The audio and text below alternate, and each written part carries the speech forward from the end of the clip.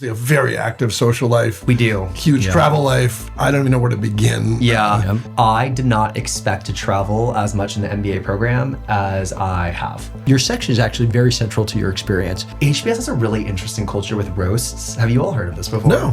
This happens all the time in sections. They'll just schedule time where they will roast their section mates. They roast their professors. I had a client from a number of years ago, and he was really intimidated by this notion of a drinking culture that he got at HBS. I had still the best fun social time, not drinking at the start of school that I do now.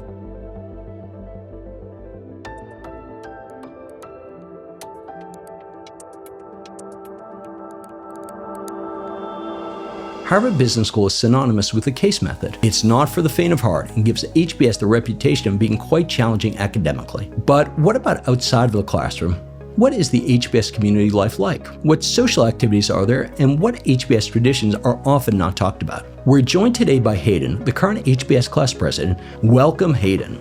So you are president of the Student Senate. That means you're really taking care of your class in all sorts of different ways. You want to just talk about what some of your responsibilities are and how that manifests? Yeah, so being Student Association President, SA, at HBS, classic student government organization, advocate for change within your community, take student concerns, advocate for new things in the dining hall. That's always like the big one.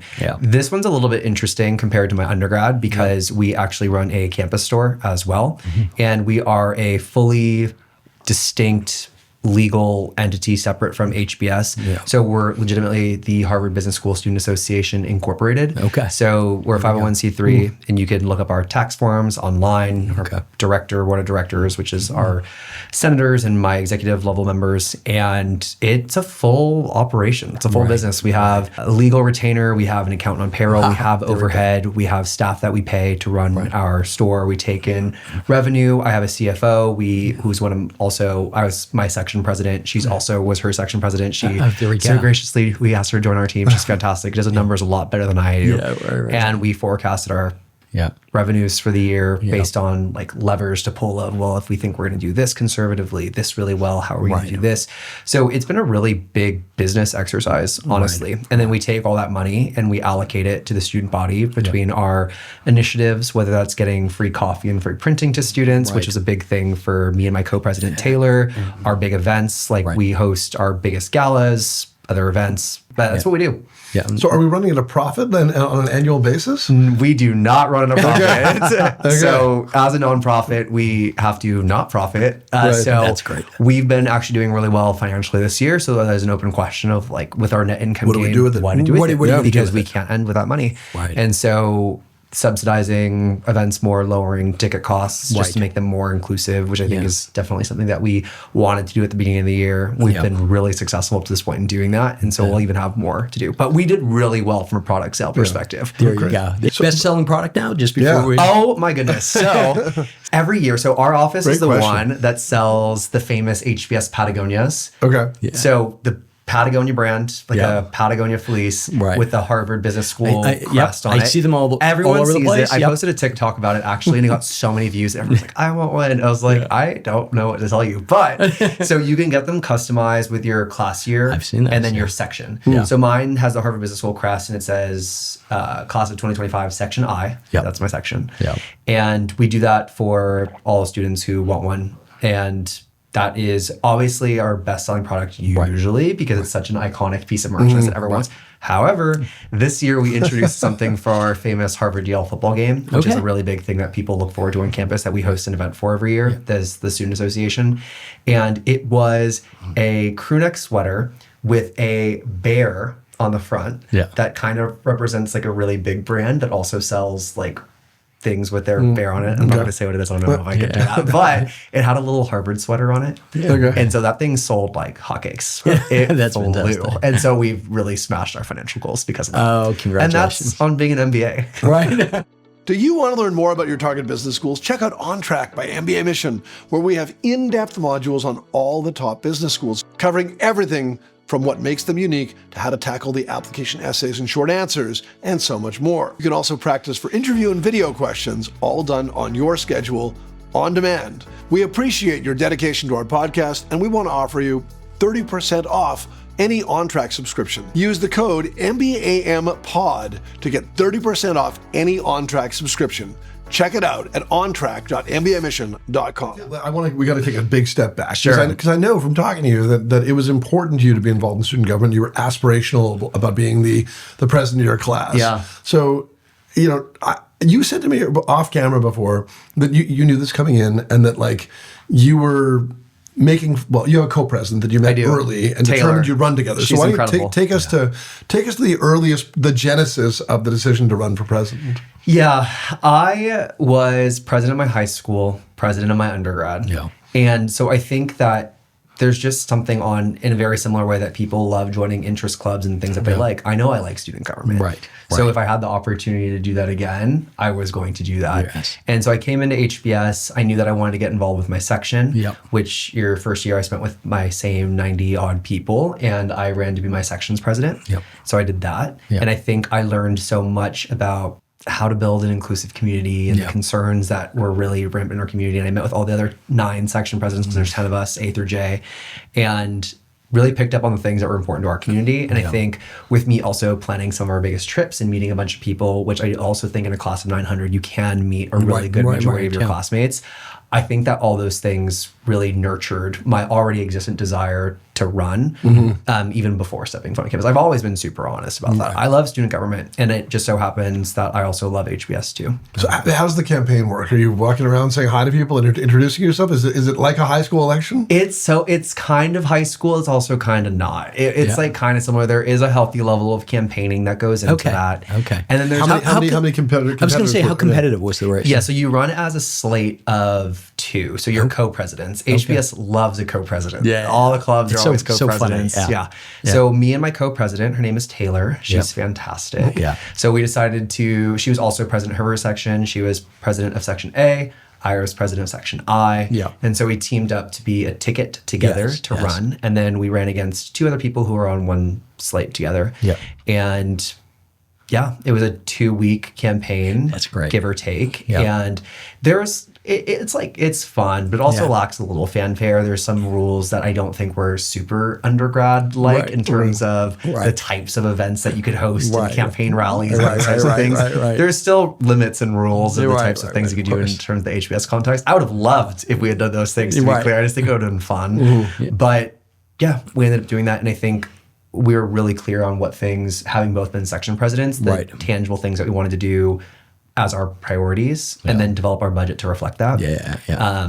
And did both classes vote, or is it just the rising class that votes? It's just the rising class that votes. So for the student association, you're essentially a student body president. You represent both class years, but it's just the students in our class who are actually staying on campus next year who go. And then my year, it's 1 day of voting.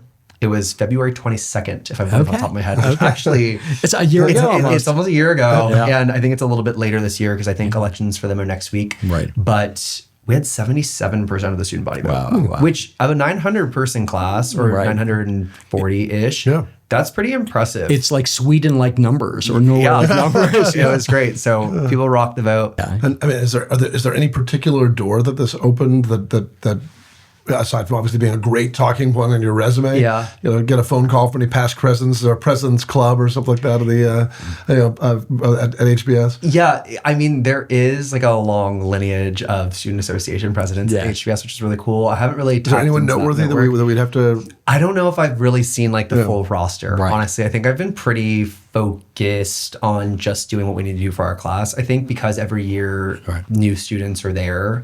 Every year looks a little different. Ticket prices for events look different from every year based on how they allocated their budget. That's interesting. Products. Like last year, the campus store wasn't even open as many months as we had it open this year. That affects revenues, right? So it just depends in the way that you do those types of things. In terms of opportunities, I mean, obviously collaborating with the administration is really cool. Getting breakfast with Dean Datar pretty often. It's like kind of sick. Like it's neat. And I think I've more so than just been, because I take my role really seriously, as I think anyone should do when they step into this role.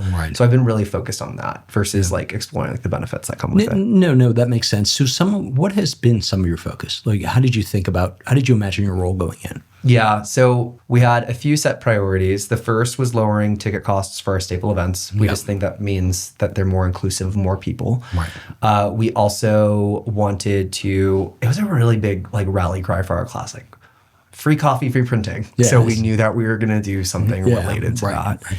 Free coffee, that means free canisters, like open, you just walk up to your mug. Does this mean at the store? Does this mean Every Monday, the first day of every week, we offer free coffee to students. Free to them, cost us. So we have that money, right? Like it actually gets costly, believe it or not, to do coffee every single day. So that's what we introduced. And we also just wanted to build HBS traditions. So HBS does these things called My Takes, which are just students able to share things that don't appear in the academic classroom, their life stories, big pivotal moments from their life, really big personal things, really less professional. They happen at the section level, but they also happen at the HBS wide level where we have them in our main auditorium and people will come.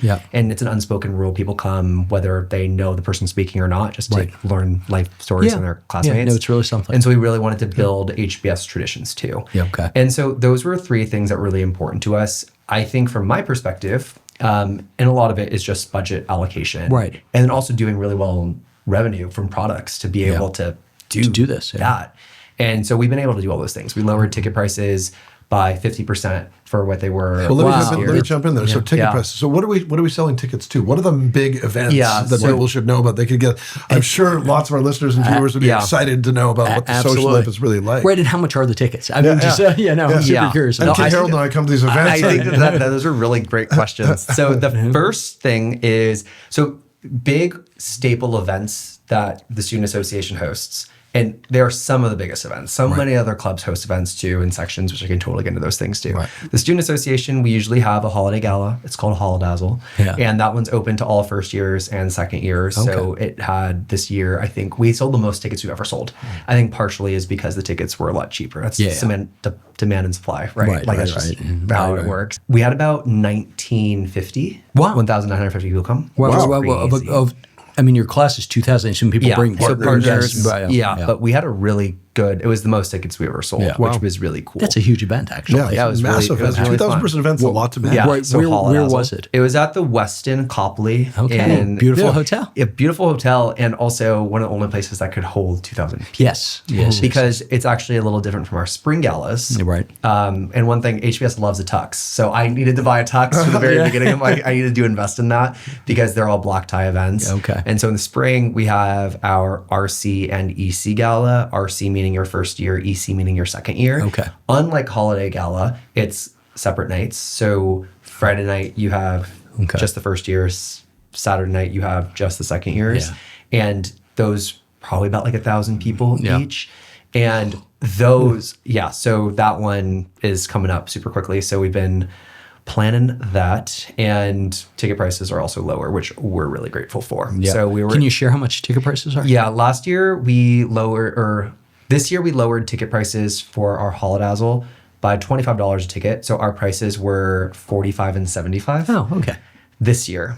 So last year, 25 more. And then this year, we're projecting our ticket prices to be 50% of what they were last year. And last year, they were about 120 and 100. So we really take pride in lowering our ticket prices. And that's just because of how we allocated money. No, that makes sense, actually. So are there any other big social events run by the our Harvard-Yale event. So we usually have either a tailgate or a watch party or something like that. That's one of our big things. I mean, because the Harvard football stadium is right across the street from the business school. It is. It is right there. And it's one thing, we don't do like a lot of sport things. I mean, we have intramurals and all that.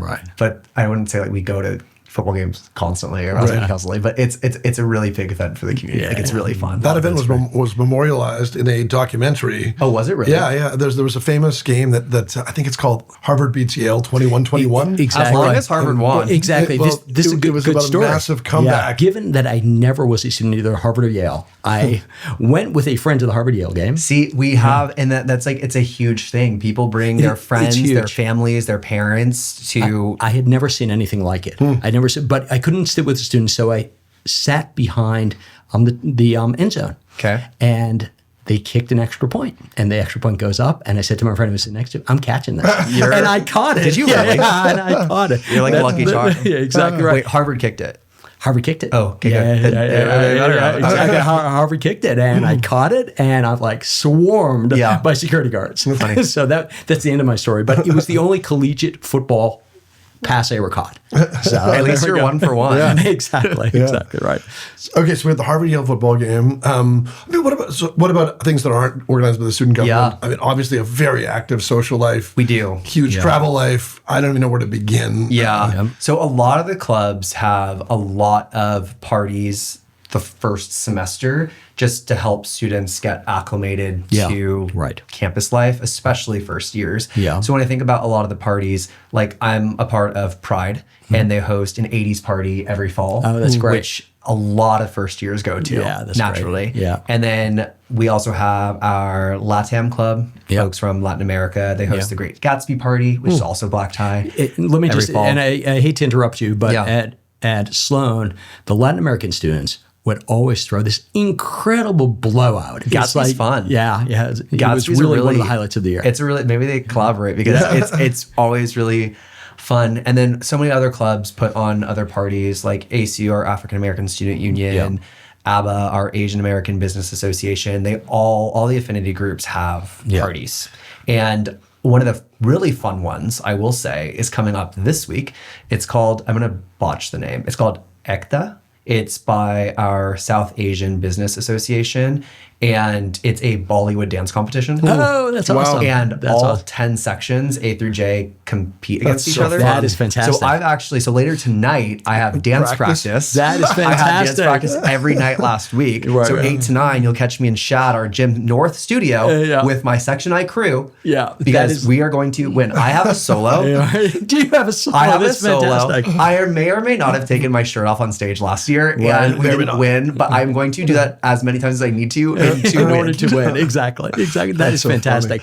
Unexpected, I suspect. Oh, it was a sleeper event. I had no idea. Yeah. I'm so glad that I did it last year, and I really wanted to. But like things like that are just so fun that I don't think that even coming into HBS, I realized that there would be events that are that fun that aren't like serious. Yeah. Like it's not that serious. People still love to have fun. Yeah. And the Bollywood dance competition is a great example of that. Yeah. So our clubs host a lot of incredible events. Right. Hayden, we've talked about just how your section is actually very central to your experience. So tell me a little bit about the different section events you may have. Yeah, because I think at HBS, the way I like to think about it, we have our events hosted by our student association, which I'm really biased. I think are incredible. And we have all the events hosted by clubs. And then I think the section events fit a really important niche or part of the community. Right. Just because our events for the student association are open to everyone. Right. Club events for the most part, yes, they have events for the club itself, but their events for the most part, they're big galas, they're big dance competitions, they're big events. They're also open hypothetically to everyone. Yeah. Section events are really important because they're supposed to build community in your 90-person section. And so they're inherently smaller by nature, but maybe even a little bit more meaningful. Yeah, I can believe that. Because I always like to think actually my role as student body president versus my role as a section president are very different. Oh, that's like student association, your measure of success is numbers of getting people to go to gala. Right. Me as section president, I see my 90 people getting closer together. Right. Yeah. And there's inherently, they're just more human, I think. Like, for example, when I think about my section, like baby showers, for people who had babies during time at HBS, right? You have people coming together to share a life moment, sure. You have my takes, which I talked about before, people just sharing their life story at the section level. So there was like once a week where we, after class, we'd have like a 20-minute hold of someone giving their life story after that's really class. something, So we do that. You have almost every single one of the club parties or student association parties, your section will do a section specific pregame or party before the main party. That's always really fun. So before gala night, you'll see all 10, 20 sections at different parts of Boston, private buyout of X bar before you go there. Yes, that's so great. It's very much like your homeroom. Like you get really accustomed to those people. So life milestones, fun parties, etc. Like the section fills a really important niche in that way. Right. Obviously, people at HBS become very close, and I've heard this from other people as well. But I understand that those relationships actually start before you even get to campus, sometimes even quite a bit before you get to campus. I would say for me that was very true. Yeah. Yeah. So when did those relationships start gelling? So I got into HBS December 2022. Okay. I think it was December 6th, but don't quote me on that. But that's very beginning of December. Yep. And at the very beginning, for all the schools, you're added to like their Slack environment. Yeah. Like which I just think is so funny that they all do that. I feel like in undergrad, it used to be Facebook. Now it's Slack. Yeah. Right. And so you're added there, and people already informally group themselves, whether it's by interest in industry or geography. So I was immediately part of the Los Angeles channel on our Slack for HBS. Right. And I met someone, my first friend ever, Sarah, for coffee at HBS that week. Really? You both had gotten in, and then you could found her on the Los Angeles channel. Yeah. DM'd her. Yeah. We lived close to each other. We got coffee that week in Manhattan Beach. Still friends? Yeah. She's on my boat for Yacht Week. And so We should do a separate Yacht Week episode. Yeah, of the podcast. from Yacht Week. live from There Yacht we Week. go. That's I'm willing to amazing. go. I'm really willing to great. go. And honestly, it should be a Yacht Week and mbaMission collab. That's actually what I think it should be. I can put you in contact. Exactly. But so it starts right away. And I think I definitely leaned into it very heavily because I think at the time I was still undecided on what school I wanted to go to. Right. So I wanted to meet people from both that I would potentially spend that time with. Right. And then, so I invested a lot of time in that. And so the Los Angeles folks, we would hang out like once a week. Really? We would get dinner. We would go so nice. bowling. We went to Topgolf. Yeah. We went to a bar. One time, it was like a 36-hour period. We hung out 3 separate times. I made a TikTok about it. It was like, get ready with me to hang out with my maybe. So how many people did you know before you arrived on campus? Well, not including Yacht Week, I guess, because that starts before school. So if I take Los Angeles, the Slack channel, it probably had 40, 50 of us. Wow. Who Okay. were either in LA or from LA or had some reason to be there at some point in time. And so I met pretty much all of them from LA before school. I mean, we would hang out all the time. Yeah, that's And I great. think that it was interesting because it was in New York. I mean, a lot of people come from New York. Right. But in a lot of ways, the 40-person community was so much more manageable. Yeah. You could have a big group. Right. You could have text. You 400 get people together. coming out of New York. Yeah. And like, so that makes sense as like a casual happy hour stop by. For LA, you can actually build community because there weren't that many of us. Right. And then, so I also leaned into the geography thing. I went to San Francisco for Pride over the summer before starting HBS. Okay. I popped into their Slack channel. I hosted a picnic, met 20 people that way. Wow. That's awesome. And so it was so, people are so willing and ready to meet people. Right. And I think that there's something about before starting your program that the anticipation is just so high. My therapist tells me all the time, and we talk about this, that sometimes the anticipation is even more exciting than experiencing it itself because you have something to look forward to. Yeah, absolutely. There's people who love to plan their trip, their travel, and actually then the trip isn't as meaningful. The anticipation for starting was really high. Yeah. And so I loved meeting people knowing that my clock wasn't even ticking. Right. Yeah. And I also have to talk about this. Like when I was in consulting, I was up in Seattle every other week for 2.5, almost 3 years. Yeah. And I became so close with all the people from Seattle because I was there every other week. Right. You were there without your family, without your And usual so group I of spent friends. Yeah. so much time with them. Yeah. And so all those things, and then Admitted Student Weekend was a really big catalyst for meeting people too. Yeah. Right. Like I knew a ton of people before starting school, but I also leaned in heavily. Yeah, right. Of course. Is it? Not everyone is as extroverted and community focused as you. I'm extroverted. Is there nowhere to run, nowhere to hide for the introvert? Like, is that person? I like, mean, there are definitely people who didn't engage with anything HBS until starting. Yeah. And those people are also fine. Yeah. Right. Like Right. you start at HBS on your first day of your required start orientation week at 7 a.m. You check your phone, learn what section you're in right away, A through J. And those people, you're on path for the first hour to like spend your whole first year with these 90 people. So those people who also choose not to engage over the summer are also fine. Yeah. Like HBS, because of the section experience, be it educational and social, you have your friends already baked in. So people who also don't engage over the summer shouldn't be worried about that. Right. I chose to. I don't think you have to be to like succeed, if that even means socially at HBS. No, because the system there obviously is because they use sections, no matter who you are, you have to be with this group of 90 people, and then you all almost by default have to get very close to each other. I mean, if you're spending hours and hours together. You definitely do. Yeah. I mean, you have hard conversations. You have, like, if you have a tough case in class about a controversial topic and some sections choose to stay after and continue talking about it or dedicate separate time for that, you have your norms and values that you set as a section, whether you're deviating away from those. Like, this is a really small example. In our section WhatsApp chat, at the very beginning of the year, it was like someone's birthday, and like all 94 people were like, happy birthday, happy birthday. Like, this needs to stop. Norm, we're not doing this anymore. So like little things like that of like, in the classic organizational model of like forming, norming, storming, like that's the section experience. Right. That's What really about, I mean, a huge part of the HBS experience is travel. I tell us about the milestones in the calendar, the ones you participated in, the ones maybe you didn't participate in, like I guess maybe the official ones versus the ones that are just cobbled together by friends.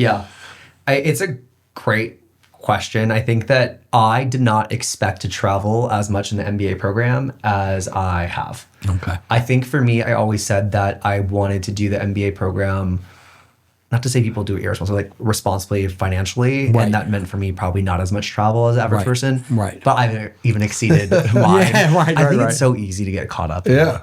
And I think, so how this looks for me, some unofficial trips. So before school, I went to and I planned Yacht Week for my class, which is in Croatia. I was going to say what Yacht Week is. So essentially, it is a week on a boat. I would never say it's a yacht. So they need to fix that. It's a boat. It's a week. You have like 10 to 12 people on your boat that are presumably your classmates because you organize into boats there. For my boat, how many classmates went? So we had about 250. Whoa, 250 out of 900. Yeah, that's incredible. We had a lot of people buy into it. It was really fun. But yeah, it's like 10 to 12 people per boat. Partners were all included as well. So that definitely includes that 250 number. But you spend a week on the water bopping between islands in Croatia. There's a ton of parties and it's fun. And while there are parties, I also am super honest about this in that I actually wasn't drinking coming into business school. And I think that it's a common misconception that you need to be like wild and party and Like I didn't do those things at Yacht Week. And I still had, and I even planned it, and I still had so much fun. Because I met my classmates. So I really try to myth bust that, like to have good time at X, you need to do Y you don't. I think you just need to be willing to meet people. My boat was half Los Angeles, half Seattle because I was spending time in those two places, which was really fun. And then like everyone does it differently, but we had captains of all the different boats and they would post on our sub Yacht Week channel of like looking for X amount of people to fill this boat. And they would like almost like matchmaking, like they would like talk, see if it's a good fit. That's great. And they would do that. Yeah. That's great. Okay, so we got Yacht Week. What's the next travel milestone for you? Well, so this year I was really excited because I went to Oktoberfest in Munich. Our German classmates organized that trip for us. How many students? It's about 200 of us. Wow. And I think it's important to note, like, these trips aren't officially HBS sanctioned. They're organized by our HBS classmates who, and they work with and partner with travel agencies sometimes to like take us because that just eases that way. That one was really fun. I also went to Saudi Arabia in a very similar way. Our Saudi classmates partnered with a travel agency to get us there and take us there, which was really fun. There is one official, like required HBS international trip. It's called Field or Field Global Immersion, FGI. I think they've rebranded it since, but it's like same general thing. So they send all 900 of us, whatever the exact number is, like all 900 of us to 15 different countries. Okay. And so there's about 60 where of did us. you go? So I went to Accra, Ghana. Okay. That's and awesome. I had never been to Africa before.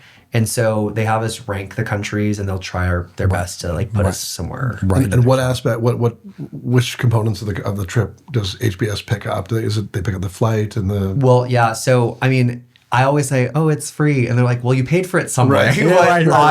So they give us the flight credit. It's the hotel, everything. There were some dinners that I paid for and some incidentals, but fantastic. It's included in our tuition payment. And so that one, I think I was in Ghana for about 10 days. Wow. And so that's the program. It's all at the same time. It's so funny because every single one of your classmates is in such a different part of the world. I remember checking Find My Friends. I was like, the whole globe is lit up because everyone's just everywhere. And they do a really good job of separating sections. This is the first time at HBS where you are separate from your section. Okay. So this is towards the end of your first year. It's towards the end of your first year. It's after finals. And it's the first time you're in a mixed environment, not just with people in your section. Right. There's like, just by the numbers, because 10 sections, 15 locations, 60 people per, there's like 6 to 7 people per section in each location. So that's like some semblance of comfort. But otherwise, that's the first time you're meeting new people in like a somewhat of a classroom environment, because you prepare for it by having some level of class and then you go there. And the premise is that you're essentially doing a consulting project for a local partner in that community, and you coordinate meetings with them, you work on deliverables for them, you deliver a presentation at the end. And that's the premise of it. Of course, there's so much social that happens. I'm sure there has to be. There's dinners every single night. We went out all the time. Like I was in the pool constantly. So it was so fun. Yeah, that's great. That is great. I should interject here that everything you're talking about, many of the top business schools have very similar programs. There are yacht weeks at many schools. There are practically every school now has an international. HBS is special. Nobody's disputing that. And so I just want people who are listening to this recognize that at most of the business schools, not even top business schools, you could have a very similar experience. And out of sheer empathy to anyone who's watching and saying, I'm not going to have the budget for that. Not everyone goes to every event, and that's right. And as someone who went to business school on a shoestring budget and didn't participate in these things, those are not the things that I lament as I look back on my experience. I think about very much like you, the friendships that endure. Some of the classroom work that endures. Right. But you miss a ski trip. It's not going to be the end. And that's a great point too. I mean, I think that while I've been able to travel, there are so many of my classmates, and even like I don't even know if I would call myself the median. Like there are people who travel more than me. There are people who travel less than me. And I think everyone would say, not everyone, like generally people find the experience fulfilling. And I don't think the travel thing is the deciding factor of whether you're loving your MBA experience or not. I think it's one factor of it. And there are, I think, different trips that they're all just different. So I live in Boston. A few years ago, I go on an annual trip to I'm a big skier. I go on an annual trip out west, and I noticed on my way back, there were a lot of people wearing the HBS, flannels and all that. Where'd you go? I went to Park City. And I came back, and I could see, and I did not want to be like walking up and disturbing past clients, but there are people that I'd spoken on the phone, 1 or 2 people I'd actually worked with myself. That's fantastic. And I was like, I'll just watch from afar. Was this last year? I think this was either 2 or 3 years ago. Okay, because that would have been my year last year. The funny thing is, so a lot of sections do a ski trip. It's so funny how like things become traditions that are just in very informal traditions. Right. And a lot of sections will go on a ski trip every January, February after they get back from winter break. And so Park City is a really hot spot for them. And for my class who went last year, there is at the St. Regis, there is the Vintage Room, which is like the opera place. Okay, yeah. That DJ who headlines that, we brought him in this year for our holiday gala because he was so meaningful to our class. We flew him out here. That is so terrific. And he's going to headline our gala in a few weeks too. He's just so meaningful to our class. It's just so funny, like little things like that. One of the funny things about that flight home is it was the red eye, and I knew that when I landed, I was going to sleep, but I knew they were going to class.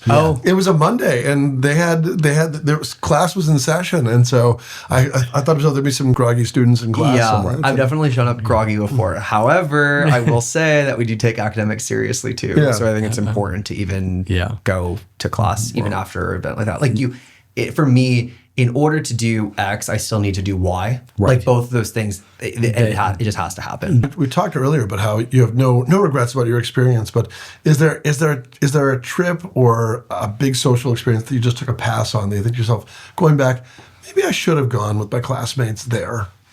The only one that stands out to me, so you definitely have a lot of big trips, whether those are organized by the classmates from those countries. Those are some of the biggest ones.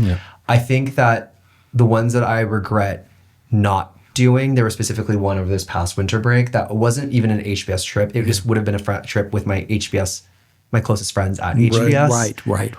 Which I regret not doing that. Right. And I think that a lot of things like at HBS, something like that, but not everything is like this big, massive trip of like 200, 300 people. Oh my God, I forgot I went to Colombia for spring break and there was like 600 of us there too. Yeah. Like that, like Colombia, I don't even know what the population of the whole country is. That was really impactful. fun. But not everything is the 600 person spring break trip to Colombia. Right. Tons of your friends will just have like mini cabin weekends in Vermont or go to Cape Cod for the 17th time, which I had never been before school because I'm from Los Angeles, but I love it now. Yeah. But so like things like that, I think because now you nurture your friendships over time, like you should invest in that. So I think there was one trip over New Year's with just like my core friend group of like 4 of us that I missed that, which I was tired after Saudi. But I do regret not going. I can appreciate that. Listen, I just want to parenthetical here as far as budgeting for some of these things. My experience, and I think it's very similar to other schools in the sense of you do have a few trips that are heavily subsidized. So in that case, I went to Japan and Korea, I still remember, for $500. Yeah. And it was part of a course. So when I hear that, in fact, at a minimum, someone is going on their field trip somewhere. I think that's a good way to look at it. Yeah. I mean, the reality is if you go to HBS, it's a part of the program. Yeah. You are hypothetically paying for it up front. Right. With respect to field, were you able to select the place you were going to go, or how specific could you be in your choice? You rank them. So they'll have this big day. Remember it. So we were in Clarman Hall, our biggest auditorium on campus. Yeah. And they have this promo video where they release all 15 of the locations. Like Colombia, you don't even know, Finland, you don't know Ghana. the Like these are all the choices. Okay. So they're different every year. Right. There are some that like stay the same just because that makes sense. They have relationships with them. Yep. But they released those to us and then they give us this poll where they're like, rank your top tier, your middle tier, your bottom tier. Yeah. And so I had never been to Africa before. Yeah. So I ranked all the ones in Africa at my top. Yep. So that was Ghana, Rwanda, and Kenya. Okay. So I knew I could have gone to any of those 3. I mean, I could have gone to any of them, but I thought that hopefully I would get one of my top. Right. And I didn't. Right. Yeah. No, that certainly makes sense. What about some of the traditions that HBS has? I mean, I'm sure there are many. Can you key us into a few that punctuated your experience? Yeah, this is one of my favorite things to talk about because I think we do not talk about it enough. And I think that these are also the videos that perform best on my TikTok. We were just talking about that off camera. Yeah. Like people love the tradition. So a few of them, I keep talking about section reveal. Yeah. So it's like your first day of formal orientation programming. So everyone gathers on the lawn, Spangler Lawn, at 7 o'clock in the morning to open their phone, log into Canvas, and see which letter appears, A through J, because that's your identity for your whole first year. Right. And it's really fun. Everyone gathers. They like informally group into places there at the Student Association, which I actually did for this class this past year.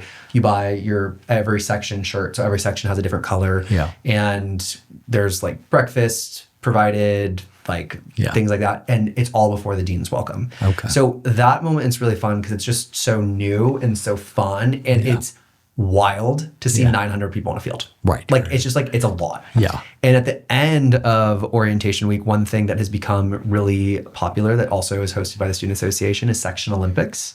So that's on our big lawn field, ton of like games, think like tug of war, think like the sack race, things like that. That's fantastic. We added like a IQ component of it. And so Section Olympics, there's like a trophy that gets handed out in every single year. So that's the first week of school. Like there's still very an much IQ component. I can only imagine what that is. I mean, there's no way I'm winning that, to be clear. So that's one thing that we as Student Association do. And that for like that have just become longstanding HBS traditions. Right. Some other things that come to mind. So HBS has a really interesting culture with roasts. Have you all heard of this before? No, not really. Yeah. So like roast meaning to like tease someone very affectionately. Yeah. So this happens all the time in sections. Right. So it become like a really big thing. So every week I meet with all of the RC, like the first year section presidents. Yeah. And I remember one of their first questions after they were elected is like, when do we start roasts? And I'm like, well, so first off, plug, it's up to every single section to decide their own values and norms. And even if they want to do roasts, because it's like formal tradition. Right. They are like, when are we doing them? Because they just think it's something they have to do. Yeah. And so they'll schedule time, whether it's weekly, bi-weekly, monthly, twice a semester, like my section did. There's all over the map, but some sections did more, some sections did less. They'll put like time on the calendar. They'll just schedule time where they will roast their section mates just for mannerisms in class. I got roasted for like my hand motions all the time. Right. And apparently I start every comment in class with, for me. So that's something that they picked up on. That's great. And I just think it's so funny. Yeah. And the other part of roasts is that, and this was every single section did this. I don't know when this happened. I don't know if anyone at HBS can even answer this question. They roast their professors. Okay. Are the professors there for the events? Yes. Oh, wow. So for your first year, your RC year, the last section of every class. So my last Tom class, my last lead class, my last Fin class, FRC class, we reserve 20 minutes at the end. We do like our teaching evaluations. They say they're biased, blah, whatever. And then like a student from the section, and they've worked on this before. Right. Like they're like, I was section president. I had like roast teams for each subject and professor. Right. And they like spend hours preparing a roast to the professor, whether impressions or funny things that happened through the semester. If like a professor said this one thing that was really funny, like you best believe that's going to come up. Like it's like, and they take it. Are there any guardrails on this? Are there any beforehand? Are there any simple rules for this? So because Make sure it doesn't obviously go off the rails. Yeah, because it's an informal tradition, it's not something that's like standardized across the board. Right. And so, I mean, sometimes things could get a little tough, honestly. And I think that that's why it's so important, section leadership, of having a section president who probably is a little bit more level-headed and can be like, you know what, I'm so fine having this, and you need to be, there's like a line in which you cannot cross. Right. And I've been super upfront generally. Like if I have one single hurt feeling in this, we're just pulling it. It's just done. Right. Yeah. And so I think that that's been a great thing for our section. Every section looks different. I'm sure that there's been horror stories. I'm sure that there's been really positive stories, but roasts are something that HBS students love. I made a TikTok about it and people loved it. Yeah. It became a big deal. Someone commented like, "Can you roast me?" I was like, "Baby, I'm not the one." Like I have people who do that. They're much funnier than I am. I don't think it's any better than the roast, but any other traditions that people might not be aware of? Yeah, the roast one is an interesting one. Roast is crazy. I'm shocked that happens. I feel like at some point that tips in the wrong direction and they're all canceled forever. Oh, totally. The fact that it's been going on for so long is pretty amazing. But it's also one of those things that I don't know who would cancel it. Like sections are really gung-ho on having them. And I think it's something that definitely my co-president of the student body, Taylor, and I, from the very beginning, there are things that happen informally at HBS that are not required or even suggested by the HBS powers that be. But I think that we've been really good at, instead of being defensive, like let's be on the offense about it. We know people are going to do this, so then how can we put structure around that? Right. I actually think a really great example of that is flags in the RC classroom. So just for context, if you've Googled HBS or HBS classroom, you'll see this gorgeous classroom with all these flags from all different parts of the world, all different colors hanging up. And historically, those flags have represented the global diversity that exists within your section. Like that is someone's section classroom. Like I was section I, Aldrich 108, and we had all of our flags representing the global diversity in a variety of different forms in our classroom. And that has been, I don't know how long that's been a tradition for. Now this year, because there's just like this year, the Student Association, so my organization has now owned that process. I'll be curious to see what happens in future years, but that's a tradition in itself of hanging classroom or flags around the classroom that I don't think people see it, but I don't know that they know the significance of it. And I think it's actually today that a lot of the first year sections, because their flags were hung last semester, and today is a day actually that it just like happens to randomly be today, that they're all doing presentations from those countries, or even also countries in which the flag's not hanging from, because there's so many ways to showcase global diversity. Flags are only one of them. But there are people doing presentations on the country that they're from, or the country that's meaningful to them. There's so many different connections to flags and countries that I would be naive to like try to get into all of them. And you try your best to like build a consistent process in that way. But that's a really fun one too. Like we had last year, we had our presentations, and then later that night had like a global I don't know, global happy hour doesn't do it justice. Like food from all the different countries from our that represent in our section. We subsidized, gave everyone like $20 to bring something there, right? So these are the types of things that make HBS what it is. Right. And we have the global diversity. We have people in our section who are really funny. We're not just all academics. Like I have some of the smartest people in the world, I would argue, in my section, but they could also crack a joke like nobody's business. Yeah. You know? I had a classmate who had sung on Broadway. Really? So, and it's something we had a hidden talent show, it was called, where basically, there were people, your classmates, who actually had these hidden talents. Right. The person who's a concert pianist, the person who actually really did stand-up comedy, and one woman who had sung on Broadway. It's like she worked at Ford. It's like, who knew? Who knew that those two things go together? Yeah, I mean, not me. Crystal. Not me either. You guys want to stop and do a couple show tunes, guys? Right now. Hayden, so what has become clear during this conversation is you are an extrovert, a very socially inclined person. Yeah, I am. Yeah. However, if you are not a socially inclined person, more of an introvert, and you get to HBS, what does that experience look like? Yeah, HBS coined, I don't know if they coined it, but I'll give them credit because why not? People are very familiar with the term FOMO, like fear of missing out. Yeah. We also talk about JOMO, the joy of missing out. Yeah. We talk about both of those things. Right, that's great. So there are definitely, I go to a lot of things, but at HBS there's no shortage of things to go to. Like you go out every night if you wanted to.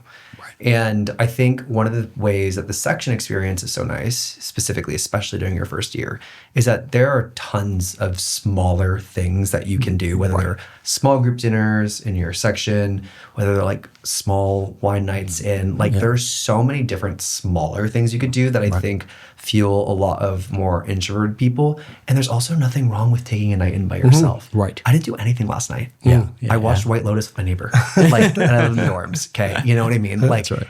I think that there's no shortage of ways to take yourself out of it. Right. There are huge parties. Yeah. You also don't have to go to those too. Right. I think you're going to have an equally rewarding experience. Yeah. No, I was talking about it with you earlier.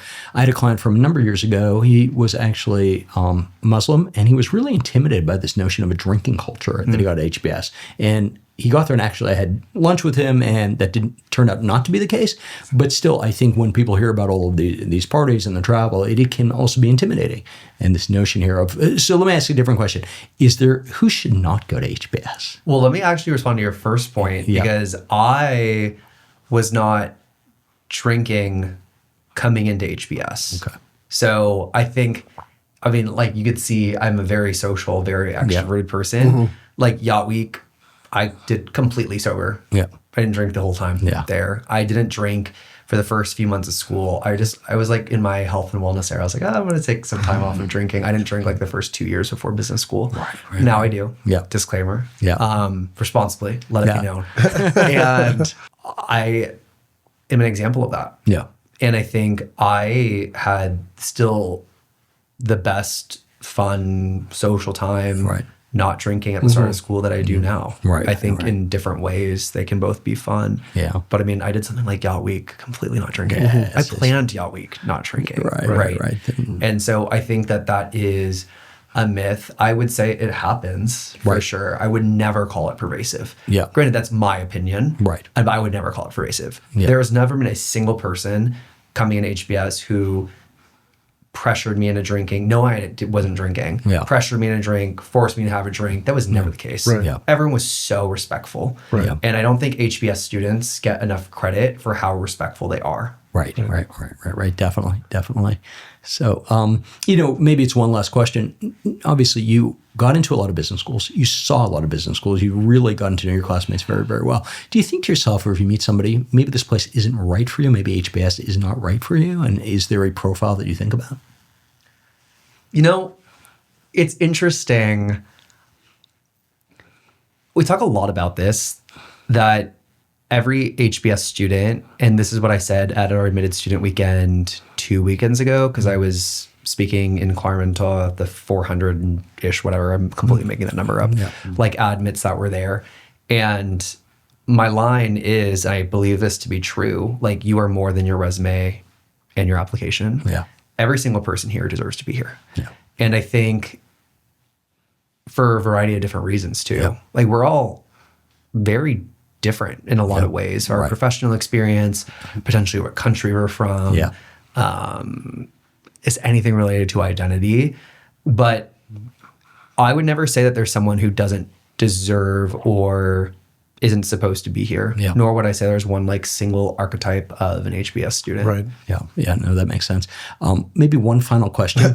When you got Our specialty is asking 12 final questions. Exactly. Labeling all the I mean, that was like me question. in my HBS interview. They were Right, like, right. one more question. I was like, we're already on time. But I'm fine to keep exactly. talking. I'm happy. I'm happy. Add that to my file. Exactly right. And Sure, let's do it. it better say the answer is yes. right, And right. it did. Right, dot, thankfully. dot. Yeah, absolutely. When you got into HBS and all these other schools, what did your parents say? Oh my gosh. My parents were so happy. Yeah, I can imagine. I think it's a big investment to go back and get your MBA. Right. And obviously you want to make your parents proud. Yeah.